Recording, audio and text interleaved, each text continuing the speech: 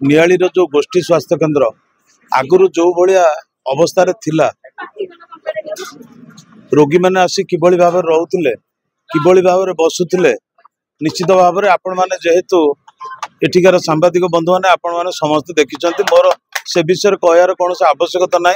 किंतु मु आज गभीर श्रद्धांजलि जनाऊँगी आर अवदान सबुदिन मन रही लोक समस्त मन रखिए जे कि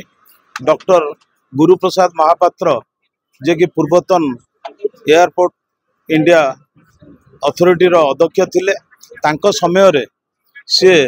6 कोटी टंका सीएसआर फंड रु एठिकी देइथिले एवं ता संगे संगे भुवनेश्वर 6 नंबर हॉस्पिटल को मध्य 6 कोटी टंका देइथिले। आम अंचल दुख सुख से जानी से अनुमान करथिले आवश्यक मन करुथिले तांकर माने गोटे इच्छा शक्ति थिला जहा फल एठी एभली जिनसटा आज तैयारी होई पला। आज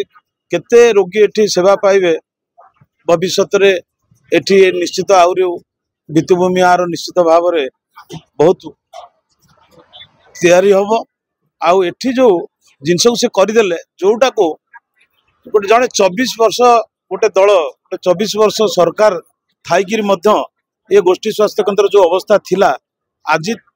तांको अनुदान रे जो सीएसआर फंड पैसा आसा द्वारा आज ये गोटे जिनस तैयारी हो पारछि से धन्यवाद दउछु एवं आम नियालीवासी समस्ते आज खुशी होती जहा हॉस्पिटल आसिले टिके कोटी बसी पारिबे तांको रोगी मानकु ठीक ढंगरे ठीक जगार से माने तांको रखी पारिबे ये गोटे सुविधा होती एथिरे भी आउरी कौन कौन जेहेतु घरटा हो गला तेणु यापर आउ कौन कौन दरकार आमे मोर आमर माननीय सांसद संगे मो कथा होती सांसद निश्चित भाव में कहते जे आमे मिसिकिरी ताको जेते प्रकार आगु को नवा पे पड़ो आमे आगु को नबु। N K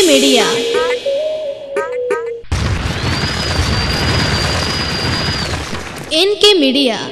like share and subscribe.